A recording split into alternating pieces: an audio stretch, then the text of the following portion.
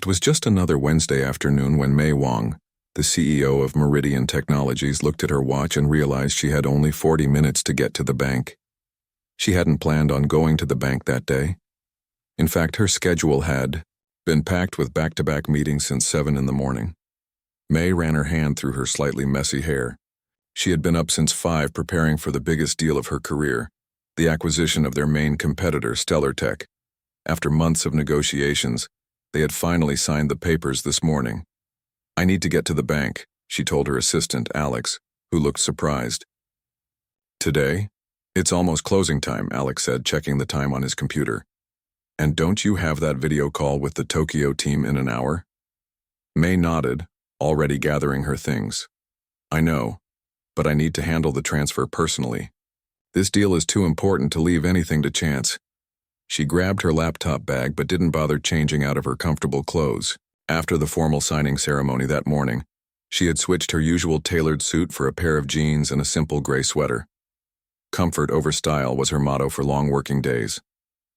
"I'll be back for the Tokyo call," she promised Alex, who still looked concerned. "It's First Capital on 5th Avenue. I'm on their advisory board. They'll help me even if I'm cutting it close to closing time." The truth was, Mei rarely mentioned her position as a board member or even as CEO when dealing with service providers. Her parents had raised her in a modest household where showing off your status was considered poor taste. Even now, after building Meridian from a startup to a company worth billions, she still carried those values. The autumn air was crisp as Mei hurried down the street.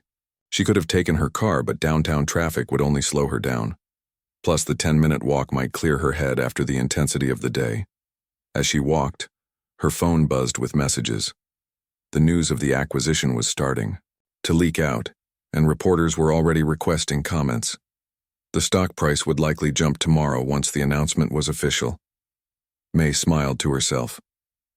Her team had worked so hard for this moment.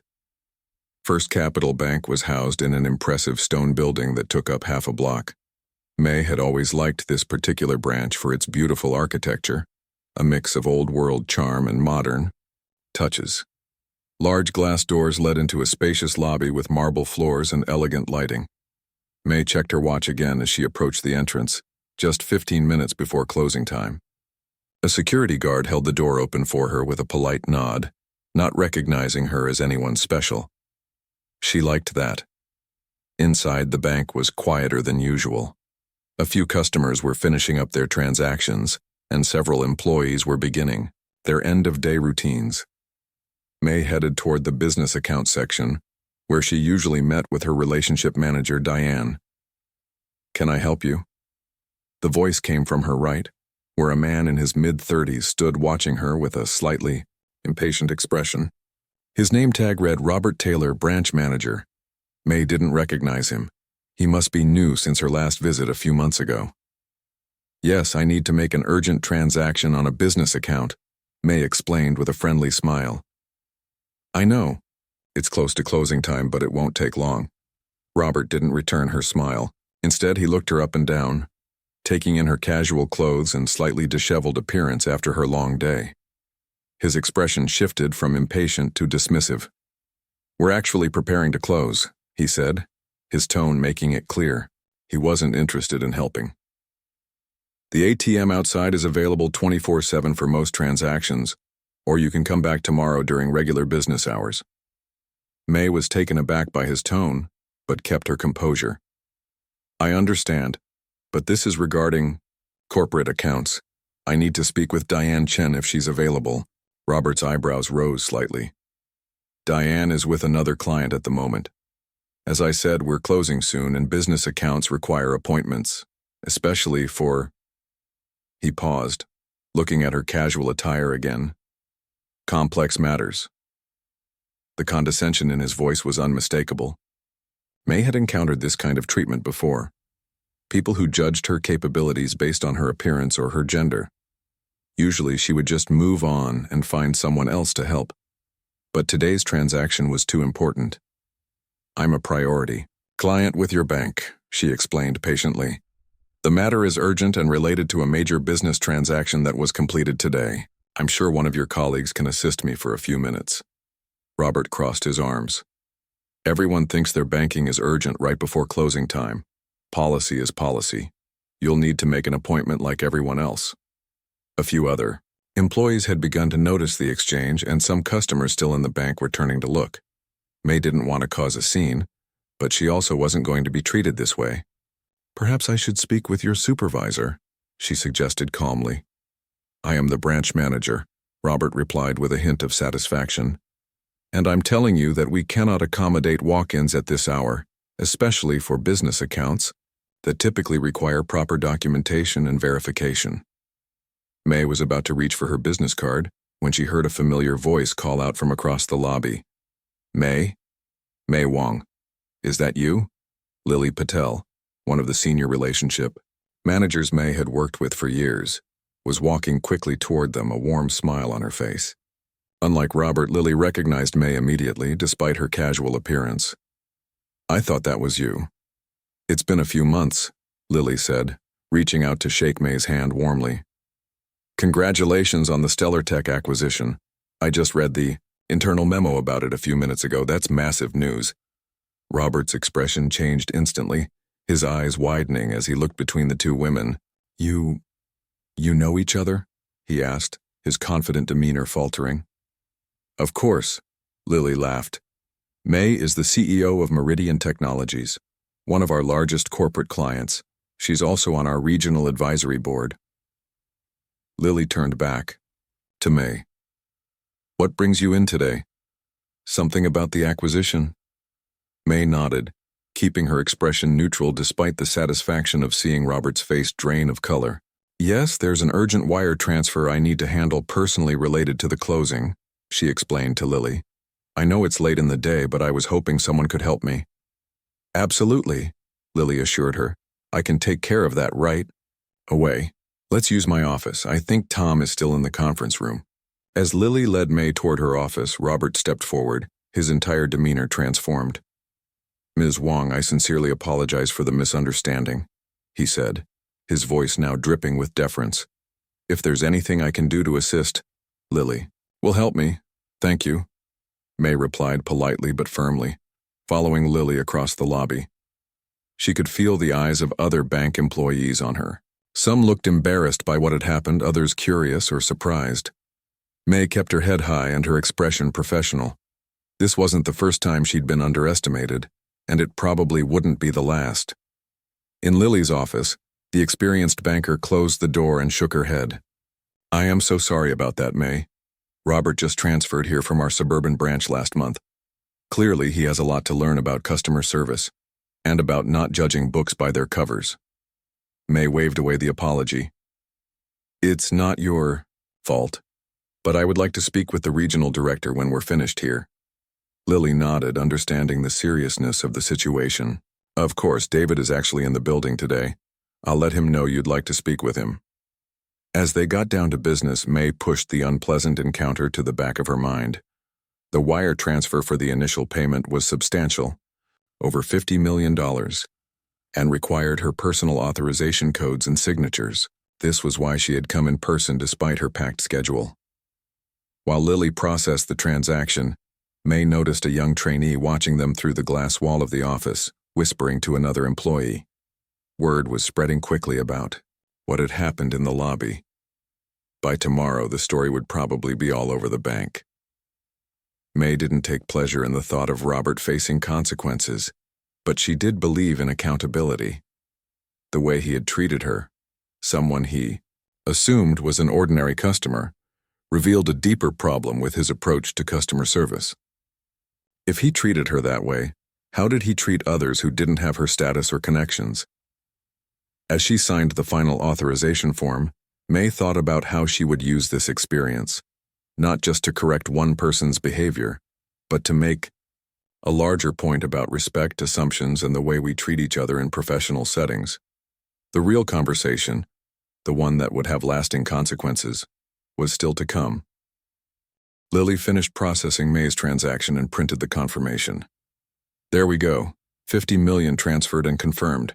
Congratulations again on the acquisition." "Thank you," May said, accepting the paper and tucking it into her laptop bag. Now, about speaking with David. Of course. Lily picked up her phone and dialed the regional director's extension. After a brief conversation, she hung up and smiled at May. He'll be here in 5 minutes. He was just finishing up a conference call. May nodded. I appreciate that. She glanced at her watch. She still had enough time before her video call with the Tokyo team. Can I get you anything while you wait? Coffee? Water? Lily offered. Water would be nice, thanks. As Lily stepped out to get water, May took a moment to collect her thoughts.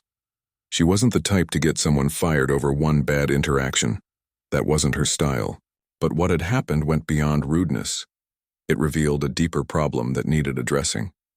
Through the glass walls of Lily's office, May could see Robert at his desk, repeatedly glancing in her direction while frantically typing on his computer. He was probably looking her up, trying to understand just how badly he'd messed up. The other employees were also stealing glances, some whispering to each other. Lily returned with a glass of water.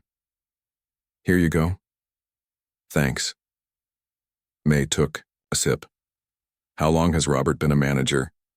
Lily hesitated, clearly uncomfortable talking about her colleague. I believe he was promoted about 8 months ago. He managed our West Side branch before transferring here. And how would you describe his management style? Lily chose her words carefully. He's very focused on procedures and rules, which isn't necessarily a bad thing in banking, but, May prompted gently. Let's just say customer relationships aren't his strongest point, Lily admitted. There have been a few complaints. Before they could continue, there was a knock at the door, and a tall man in his 50s entered. David Chen, the regional director, had a concerned expression on his face. May, it's good to see you, he said, extending his hand. Though I understand the circumstances aren't ideal, May stood to shake his hand. David, thank you for making time. Of course, Lily. Would you mind if we use your office for a few minutes? Not at all, Lily said, excusing herself and closing the door behind her. David sat down across from May. I've been briefly informed about what happened. I'd like to hear your perspective. May recounted the interaction objectively without embellishment. She described Robert's dismissive attitude, his refusal to help, and his judgment based on her appearance. David listened intently, his frown deepening. When she finished, he shook his head. I'm truly sorry you experienced that, May. It's completely unacceptable. I agree, May said. And that's why I wanted to speak with you. This isn't about me being a CEO or board member. It's about how customers are treated. David nodded. I understand completely. If Robert treats someone he perceives as an ordinary customer this way, it speaks to a serious problem with his approach to customer service, May continued. And as a manager, he sets the tone for the entire branch. You're absolutely right, David agreed. We pride ourselves on our customer service. It's what sets us apart from other banks. This kind of behavior undermines everything we stand for. May leaned forward slightly. I'd like to know what steps you plan to take to address this, David. Didn't hesitate. I'll be having a serious conversation with Robert immediately. His behavior warrants disciplinary action, at minimum. He paused. May I ask what outcome you're hoping for? May considered this carefully. I'm not here to demand anyone's job, David. That's your decision as his manager. What I want is for this to be a learning opportunity. Not just for Robert, but for the bank as a whole. David nodded thoughtfully. I appreciate that perspective. Would you be willing to join me for a brief conversation with him? Sometimes hearing directly from the customer has more impact than any disciplinary action. May checked her watch. She still had about 20 minutes before her video call. I can spare a few minutes. Thank you. I'll have him meet us in the conference room, more private than out here with everyone watching. David stepped out and returned, a moment later with Robert, whose face had gone from pale to ashen. The three of them walked to a small conference room at the back of the bank, away from curious eyes. Once inside with the door closed, David gestured for them to sit. Robert, Ms. Wong has shared her experience with me. Before I make any decisions, I'd like you to hear directly from her about the impact of your actions. Robert swallowed hard, his eyes darting between David and May. Ms. Wong, I want to sincerely apologize. May held up her hand, stopping him. Before you apologize, I'd like to ask you something. Why did you treat me the way you did when I first walked in? The directness of the question caught Robert off guard. He shifted uncomfortably in his seat. We were about to close, and business transactions typically take longer. That's the procedural answer, May interrupted gently. I'm asking about your attitude. You were dismissive, condescending even. Why? Robert's face flushed. The room fell silent as he struggled to find an answer. I suppose I made assumptions, he finally admitted. Based on how you were dressed, how you looked. I didn't think you were a significant client, May nodded. And if I wasn't a significant client, would that make your behavior appropriate? Robert's eyes widened slightly as the implication of her question sank in. No, he said quietly. It wouldn't. That's the heart of the issue, May said, turning to include David in the conversation. Every person who walks through those doors deserves respect, whether they're making $1 million transfer or depositing their weekly paycheck. David nodded in agreement, his expression serious. Banking is ultimately about trust, May continued. People trust you with their money, their financial futures. That trust is built on respect. When you dismissed me based on appearances, you broke that fundamental trust. Robert looked genuinely chastened now. I understand, and I truly am sorry. I believe you are, May said. But an apology only matters if it leads to change. The question is, what will you do differently going forward? Robert thought for a moment. I need to treat every customer with the same level of respect and service, regardless of how they look or when they come in. And as a manager, I need to model that behavior for my team. That's a good start, David said. He turned to May. Thank you for taking the time to have this conversation. I know your schedule is packed. May stood, signaling the end of the meeting. I should get back to the office. I have a call with Tokyo in a few minutes. She looked at Robert. I hope this becomes a turning point for you.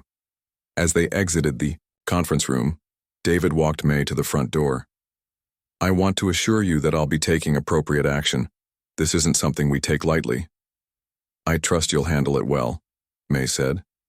And David, I'd be interested in hearing about any changes you implement as a result of this incident. Absolutely. I'll personally keep you updated. As May left the bank and walked back toward her office, she reflected on the confrontation. It had been uncomfortable but necessary. Throughout her career, she had encountered people who underestimated her based on her appearance, her gender, or her age. Early on, she had let those slights slide, not wanting to make waves. But as she gained power and influence, she realized she had a responsibility to address these behaviors, not just for herself, but for everyone who might face similar treatment without her privileges. Her phone buzzed with a text from Alex.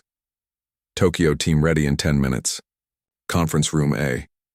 May picked up her pace. The incident at the bank was already becoming a story she would share with her leadership team, a reminder that respect shouldn't depend on status, that integrity means treating everyone with the same consideration whether or not anyone important is watching. Back at the bank, David was having a much more difficult conversation with Robert. The regional director's usually friendly demeanor had hardened into something more serious as the conference room door closed behind them. Robert, I want to be clear about the severity of what happened today. David began, his voice firm. You didn't just disrespect a customer. You disrespected our values as an institution. Robert nodded. His earlier confidence completely evaporated. I understand. It was a terrible mistake. It's more than a mistake, David corrected him. It's a pattern of behavior that I'm now hearing has been an issue before.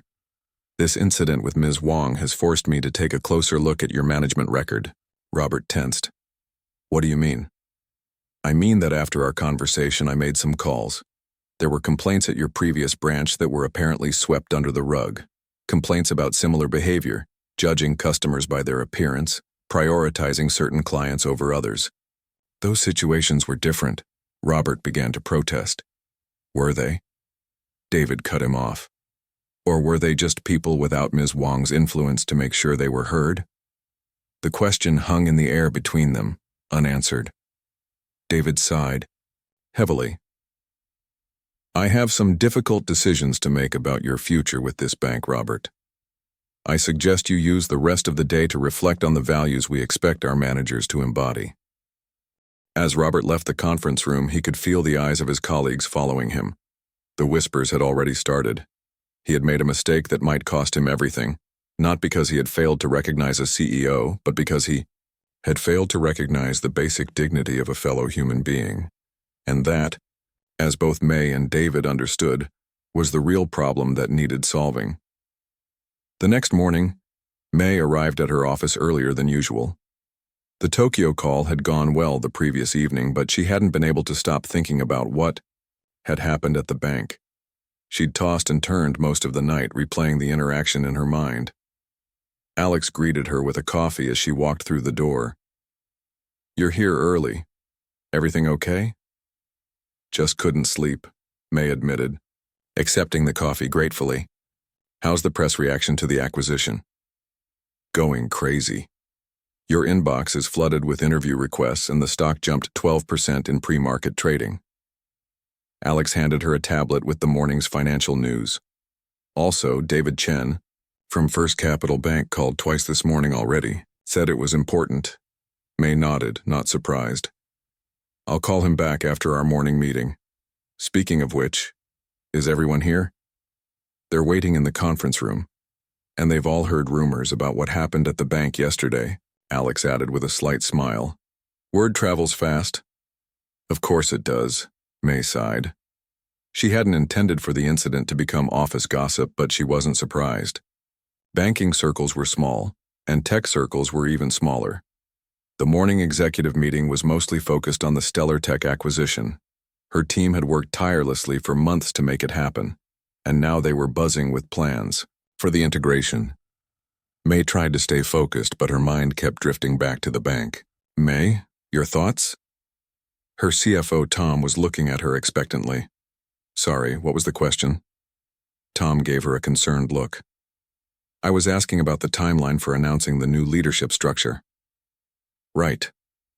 May straightened in her chair. I want to take our time with this. The next 30 days are about reassuring Stellar Tech employees that this acquisition isn't a threat to their jobs. We'll announce the new structure after the initial integration period. The meeting continued, but May could tell her team knew something was off. As they wrapped up, her COO, Priya, lingered behind. Everything okay? Priya asked once they were alone. You seem distracted. May hesitated, then decided to share. Priya wasn't just her COO. She'd been her friend since college. Something happened. At the bank yesterday, the branch manager refused to serve me because of how I was dressed. He didn't recognize me. Priya's eyebrows shot up. Are you serious? At First Capital?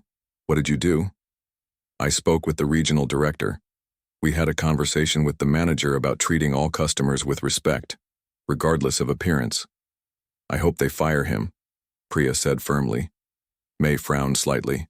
That's not necessarily what I want. It's more complicated than that. Is it? Sounds pretty straightforward to me. He was disrespectful to a customer who happened to be the CEO of one of their biggest clients. Actions have consequences. But that's just it, May said. I don't want consequences just because I'm a CEO. What about all the people he's treated that way who don't have my influence? Priya considered this. Fair point. So what do you want to happen? I want systemic change. One person getting fired doesn't solve the underlying problem. I want them to look at their culture, their training, their incentives. Priya smiled. Always thinking about the big picture. That's why you're the CEO. She checked her watch. I've got to run to my next meeting. Let me know how it plays out. After Priya left, May called David Chen back. He picked up on the first ring. May, thank you for returning my call, he said, his voice oddly formal. Of course. What's going on? David? There was a pause on the line. I wanted to update you personally before you hear it elsewhere. After our conversation yesterday, I did some digging into Robert's management history. This wasn't an isolated incident. May wasn't surprised. What did you find? Several complaints that were never properly addressed at his previous branch. A pattern of preferential treatment for certain clients and dismissive behavior toward others, particularly women and people of color. May felt a chill. This was worse than she'd thought. Why weren't these complaints addressed? His previous supervisor was an old college friend. He apparently buried the complaints. That supervisor is now also under review. I see, May said quietly. I've made the decision to terminate Robert's employment effective immediately, David continued. But that's not all. I'd like to meet with you to discuss broader changes we're implementing as a result of this incident. I'm listening. We're revamping our customer service training across all branches, implementing a new complaint monitoring system, and establishing a customer experience advisory panel. I'd like you to consider being part of that panel. May was impressed. David wasn't just making a token gesture, he was addressing the systemic issues. That sounds like a good start. When would you like to meet? They agreed on lunch the following week, and May hung up feeling better about the situation. David understood that this wasn't just about one bad manager. It was about the culture that had allowed that behavior to flourish. As she turned back to her computer, Alex knocked on her door. There's someone here to see you. She doesn't have an appointment, but she says it's important. A Lily Patel from First Capital Bank. May was surprised. Send her in. Lily entered, looking nervous. Ms. Wong, thank you for seeing me without an appointment. I wouldn't have come if it wasn't important. Please sit down and call me May. Lily sat, clutching her purse tightly. I wanted to speak with you directly. After you left yesterday, things escalated. How so? David spoke with Robert privately. I don't know exactly what was said, but Robert cleaned out his desk this morning. He's gone. May nodded slowly. David called me. He mentioned terminating Robert's employment after discovering previous complaints. It's more than that, Lily said, leaning forward. The other employees are talking. Some are worried about their jobs, others are relieved. Robert wasn't well liked, but he was feared. People are afraid of what other changes might be coming.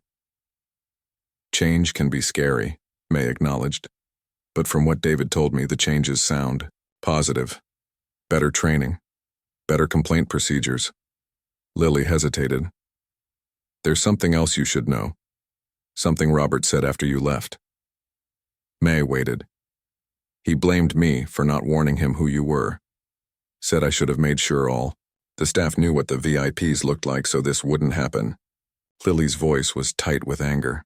He still didn't get it. No, May agreed. He didn't. I've worked at that branch for 15 years, Lily continued. I've seen managers come and go, some better than others. But the past few months under Robert have been the worst.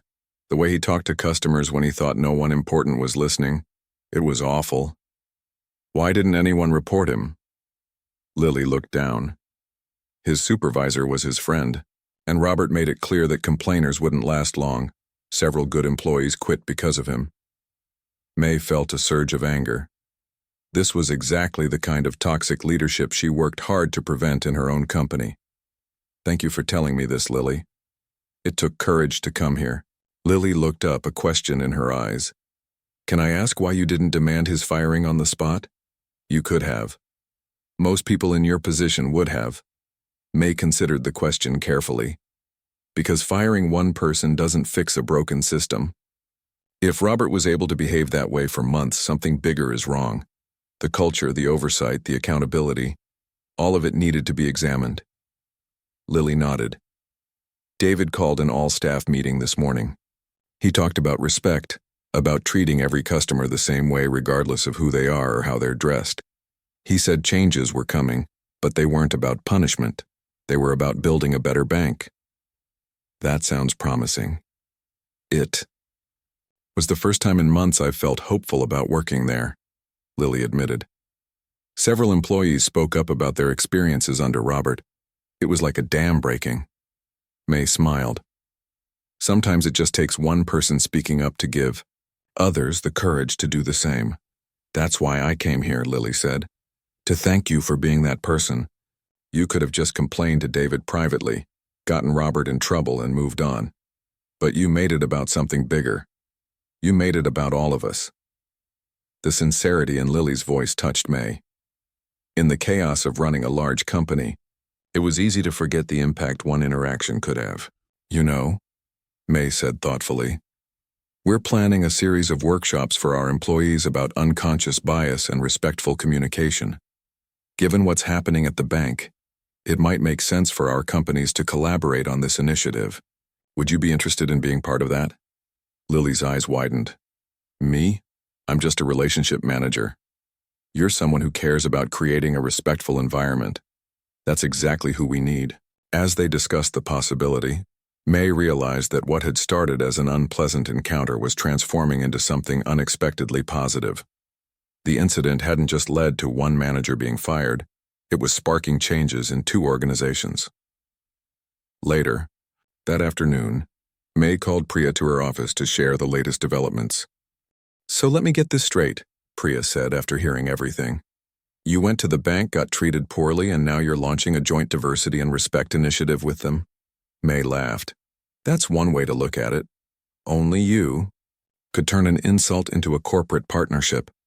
Priya shook her head in amazement. But that's why you're so good at what you do. You don't just react, you transform. Sometimes the worst moments lead to the best opportunities for change, May said simply. We just have to be willing to see them. 2 weeks after the incident at the bank, May sat in her office reviewing the final details for the joint training initiative between Meridian Technologies and First Capital Bank. What had started as an uncomfortable confrontation had evolved into something much more meaningful, a partnership focused on transforming customer service and workplace culture at both companies. A knock on her door interrupted her thoughts. Alex poked his head in. Your 3 o'clock is here. David Chen and his team from First Capital. Send them in, May said, standing to greet her visitors. David entered first, followed by Lily and 2 people May hadn't met before. A woman in her 40s with a tablet under her arm and a younger man carrying a folder of materials. May, good to see you, David said, shaking her hand. Allow me to introduce Rita Gonzalez, our new head of customer experience, and Ben Wong, no relation I assume, our director of training and development. After handshakes and introductions, they all settled around the small conference table in May's office. Before we get started, David said, I wanted to share some developments that have happened since our last conversation. May nodded for him to continue. The changes we've implemented go beyond just replacing Robert. We've completely restructured how we handle customer feedback and complaints. David turned to Rita. Rita can tell you more about that. Rita leaned forward, her expression earnest. We've implemented a new system where customer complaints are reviewed by a committee rather than just one supervisor. This prevents the kind of cover-up that happened with Robert's previous complaints. We're also conducting exit interviews with every employee who's left in the past year, Ben added. We've already learned a lot about the problems that were hidden under the surface. That sounds like a good start, May said. How are the current employees responding? David and Rita exchanged glances. Mixed reactions, honestly, David admitted. Change is hard. Some are enthusiastic, others are nervous about new expectations, and a few are resistant. That's normal, May reassured them. When we implemented similar changes at Meridian a few years ago, we found that having visible leadership support made all the difference. People need to see that this isn't just a temporary reaction to one incident. That's exactly why I wanted us to meet in person today, David said. We're serious about making lasting changes, and this partnership with Meridian is a big part of that commitment. They spent the next hour discussing the details of their joint initiative. May was impressed by the thoroughness of their approach. This wasn't just about customer service training. It was about fundamentally changing how employees thought about respect and dignity in the workplace. As they wrapped up, Lily, who had been quiet for most of the meeting, spoke up. I have some news to share as well. All eyes turned to her. "I've been promoted to branch manager to replace Robert." May smiled broadly. "Congratulations, that's wonderful news." Lily looked both proud and a bit nervous. "It's a big step. I've been a relationship manager for so long, but I'm ready for the challenge." "You'll be excellent," May assured her. "Your people skills and integrity are exactly what that branch needs right now." After the meeting concluded and David's team had left, Priya stopped by May's office. "How did it go with the bank people?" she asked, dropping into a chair. "Better than I expected," May replied. "They're taking this seriously. Real changes, not just window dressing." "And the manager who was rude to you?" "Definitely fired. But more importantly, they're fixing the system that allowed him to behave that way for so long." Priya nodded approvingly. "Good. Hey, did you see the latest news about Stellar Tech? Their engineering team is thrilled about the acquisition. Apparently their previous management was pretty toxic." "Really?" May was surprised. Stellar Tech had a good reputation in the industry. "Yeah, especially toward female engineers. Nothing obvious enough to make headlines, but the kind of subtle undermining that drives women out of tech. Our HR team has been fielding calls from their employees all week, thanking us for the change in leadership." May felt a familiar twinge, the same feeling she'd had at the bank. It was easy to create environments where disrespect flourished if nobody in power was paying attention or cared enough to act. "We should expand our joint training initiative to include the Stellar Tech teams," May decided. "Make it clear from day one what kind of culture we expect." Priya grinned. "Always thinking 3 steps ahead. That's why you're the boss." "Speaking of which," May said, "how are preparations coming for the town hall meeting tomorrow? The Stellar Tech. Employees will be watching closely." "All set. Though I'm still not sure why you want to talk about what happened at the bank. It's not exactly related to the acquisition." "It's absolutely related," May insisted. "It's about the kind of company we're building together. One where respect isn't just a poster on the wall but something we practice every day." The next morning, May stood on the stage of Meridian's largest conference room, facing hundreds of employees in person and thousands more watching via video link from offices around the world. Among them were the newest members of their corporate family, the Stellar Tech employees who were now part of Meridian Technologies. As most of you know, May began after welcoming everyone. "Last week we finalized our acquisition of Stellar Tech, the largest acquisition in our company's history." Applause filled the room. "Today I want to talk not just about what we do as a company, but how we do it. About the values that guide us and the culture we're building together." May paused, looking out at the sea of faces. 2 weeks ago, I had an experience that made me think deeply about these values. I stopped by my bank wearing jeans and a sweater after a long day of meetings. The branch manager refused to serve me because I didn't look important enough. A murmur rippled through the audience. Now I could have pulled out my business card, demanded to see his supervisor, gotten him fired on the spot. That would have solved my immediate problem. But it wouldn't have addressed the real issue. May stepped away from the podium, moving closer to the edge of the stage. The real issue wasn't how one manager treated one customer on one day. It was about a system that allowed someone to believe that certain people deserve respect while others don't. It was about a culture where complaints were ignored if they came from people without power or influence. The room had grown very quiet. Now, I'm telling you this story because as we bring 2 companies together, we have a rare opportunity to be intentional about our culture, to decide what kind of workplace we want to build. May gestured toward the Stellar Tech employees. "I've heard that some of you have experienced environments where your contributions weren't valued because of who you are, not what you can do. Where speaking up about problems was discouraged.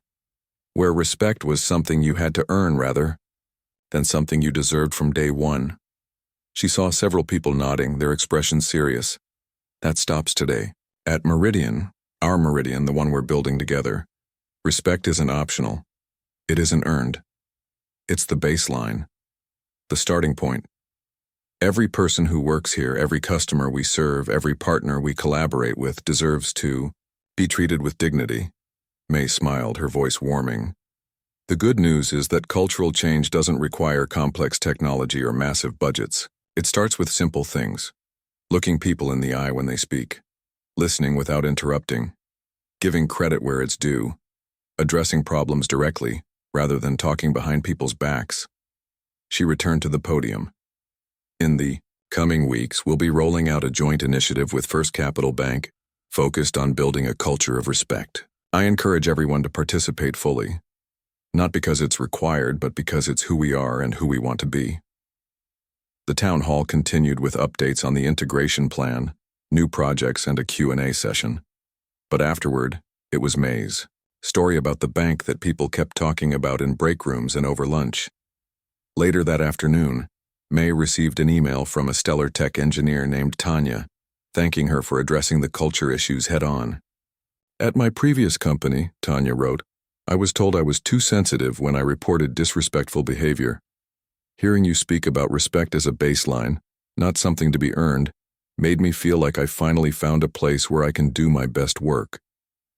May forwarded the email to Priya with a simple note: "This is why it matters." That evening, as May was preparing to leave the office, her phone rang. It was David Chen. "May, I hope I'm not catching you at a bad time." "Not at all. What's up?" "I wanted to let you know that we've expanded our investigation beyond just Robert's branch. We're looking at all our locations now, and unfortunately, we're finding similar issues in several places." May wasn't surprised. Cultural problems rarely exist in isolation. "Exactly. That's why I'm calling. Our board wants to meet with you. They're impressed with how you've handled the situation and the partnership you've proposed. They want to discuss expanding your role on the advisory board, possibly creating a new committee focused specifically on culture and customer experience." May hadn't expected this. "I'm honored, David, but my plate is pretty full with the stellar tech integration right now." "I understand, but your perspective would be invaluable. And selfishly, I could use an ally in pushing these changes through. Some of our more traditional board members are resistant." May thought about it. This was an opportunity to create change on a larger scale than she'd initially imagined. "Let me check my schedule and get back to you tomorrow. I'm interested, but I need to make sure I can give it the attention it deserves." After hanging up, May stood at her office window, looking out at the city lights beginning to twinkle in the dusk. What had started as a moment of disrespect had sparked a movement that was now spreading beyond what she could have imagined. It reminded her of something her mother used to say: "Sometimes the most powerful thing you can do is simply refuse to be treated with disrespect." May had always taken those words to heart, but now she was seeing how that simple principle could transform not just individuals, but entire organizations. The work was just beginning, but for the first time, May felt like real change was possible. Not just at one bank branch, but across two companies and potentially throughout their industries. All because she'd walked into a bank wearing jeans and a sweater on a Wednesday afternoon. 6 months had passed since that fateful day at the bank. Autumn had given way to winter and then to spring, and with the changing seasons came transformation that few could have predicted. May sat in the newly renovated conference room at First Capital Bank's downtown branch, watching as employees from both the bank and Meridian Technologies mingled before the start of their joint celebration. The room buzzed with conversation and laughter, with people from different departments and different companies connecting like old friends. "Quite a change from 6 months ago," David said, joining May by the window. "It really is," she agreed. "Remember how nervous everyone was at the first joint training session?" David laughed. Bank employees on one side of the room, tech employees on the other, nobody wanting to mix, like an awkward middle school dance. "And now look at them," May said, gesturing to where Lily was chatting animatedly with Priya and Ben about their latest initiative. The changes over the past 6 months had been remarkable. What had started as a response to one incident had grown into a comprehensive transformation of both organizations. The joint training program had expanded to include all 50 of First Capital's branches and all of Meridian's offices worldwide. The program had been so successful that other companies in both industries had begun asking if they could participate. David checked his watch. "Almost time to start," Are you ready? May nodded. Let's do this. David tapped a spoon against his glass and the room gradually quieted. Thank you all for being here today, he began. 6 months ago, we launched what we called the Respect Initiative, a partnership between First Capital Bank and Meridian Technologies aimed at transforming our workplace cultures. He looked around the room, making eye contact with various team members. Today we're here to celebrate what we've accomplished together and to announce some exciting new developments. But first I'd like to invite May Wong, the catalyst for all of this change, to share her thoughts. Applause filled the room as May stepped forward. She'd given countless speeches throughout her career, but this one felt different, more personal. Thank you, David. When I walked into this bank 6 months ago wearing jeans and a sweater, I never imagined I'd be standing here today. What happened that day could have ended with one person losing their job and nothing else changing. Instead, it became the beginning of a journey that has transformed 2 companies and, hopefully, the lives of the people who work here. May paused, looking around at the faces watching her. Some she now knew well, others were still new to her, but all were part of this unexpected story. In the business world, we often talk about metrics and outcomes, so let me share some numbers with you. Since implementing the Respect Initiative, customer satisfaction scores at First Capital have increased by 28%. Employee retention has improved by 32%, and perhaps most tellingly, customer complaints have decreased by 45%. Murmurs of appreciation spread through the room. At Meridian, we've seen similar improvements. The integration of Stellar Tech employees, which industry analysts predicted would be rocky at best, has been remarkably smooth. Our latest employee survey shows the highest engagement scores in company history, and applications for open positions have doubled, with many applicants specifically mentioning our culture as the reason they want to join us. May smiled. But numbers only tell part of the story. What matters more are the individual experiences that those numbers represent. The new employee who feels welcomed and valued from day one. The customer who walks into a bank and is treated with dignity regardless of how they're dressed or how much money they have. The person who speaks up about a problem and knows they'll be heard. She gestured toward Lily, who stood a little straighter under the attention. Some of you know that Lily was promoted to branch manager after the incident. What you might not know is that under her leadership, this branch has gone from being in the bottom quarter of performance metrics to the top 3 in the entire First Capital system. Applause broke out again, with several bank employees whistling and cheering for Lily, who blushed but looked pleased. Today, we're here to announce the next phase of our partnership, May continued. First Capital's board has approved the creation of a new Customer Experience Council, which I'll be co-chairing alongside David. This council will have real power to implement changes across the entire bank, ensuring that what happened to me 6 months ago never happens to anyone else. David stepped forward to stand beside May. We're also announcing the launch of the Respect Certification Program, a framework that other companies can adopt to transform their own cultures. Several major corporations have already signed up as early adopters. What began as one uncomfortable moment has grown into something much bigger than any of us, May added. And it all started because people were willing to have difficult conversations about respect, dignity, and how we treat each other. As the formal presentation continued, with various team members sharing their experiences and future plans, May found herself reflecting on the journey of the past 6 months. Later, during the reception that followed, May was approached by an older woman she didn't recognize. Ms. Wong, I'm Patricia Johnson. I worked at this branch for 20 years before retiring last month. It's nice to meet you, Patricia, May said, shaking her hand. Congratulations on your retirement. Patricia smiled. Thank you. I actually postponed my retirement by 6 months because I wanted to be part of the changes happening here. I've seen a lot in my banking career, but I've never seen anything like the transformation of this branch under Lily's leadership. She's doing an amazing job, May agreed. That's not why I wanted to talk to you, though, Patricia continued. I wanted to thank you. You see, 2 years ago, I had an experience very similar to yours. I came in on my day off wearing casual clothes, and a manager who didn't recognize me treated me terribly. May's eyebrows rose. What happened? I reported it to his supervisor, but nothing changed. I was told he was just having a bad day. That manager eventually moved on, but the culture remained the same. Until now. Patricia's eyes grew bright with emotion. What you didn't just get one bad manager fired, it changed the system that protected him and others like him. Touched, May reached out and squeezed the older woman's hand. Thank you for telling me that. It means a lot. As Patricia moved away to talk with former colleagues, Priya appeared at May's side with 2 glasses of champagne. You look deep in thought, she observed, handing one to May. Just thinking about how differently this all could have gone, May admitted.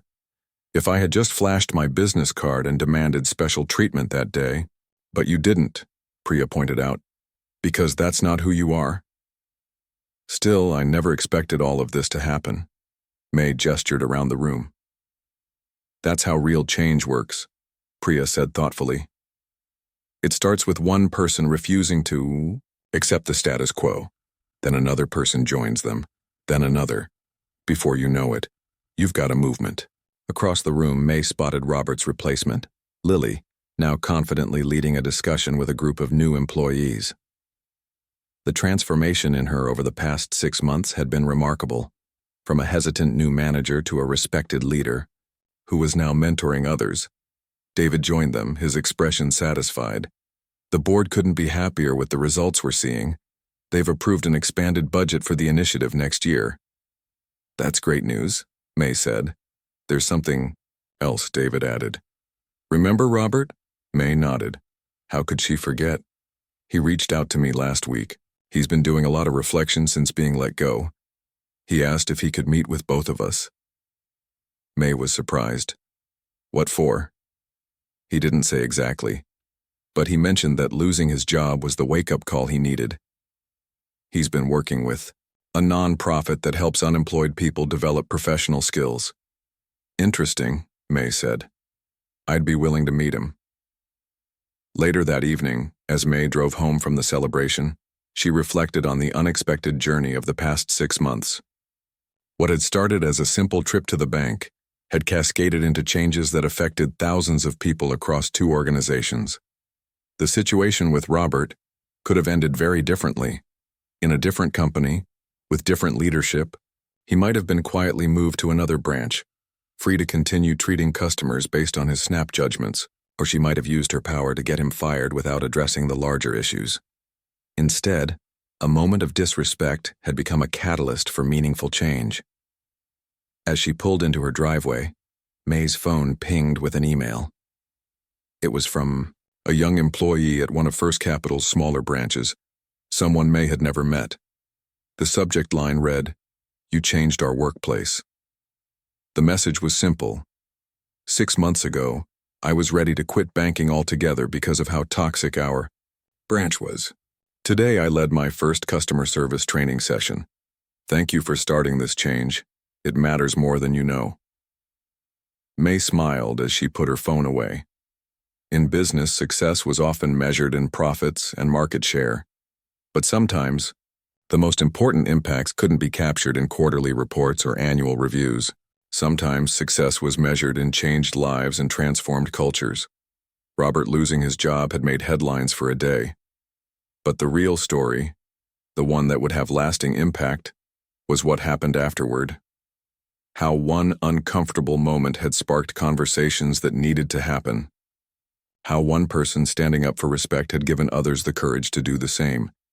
And how sometimes the most powerful words in business weren't, "You're fired," but "We can do better."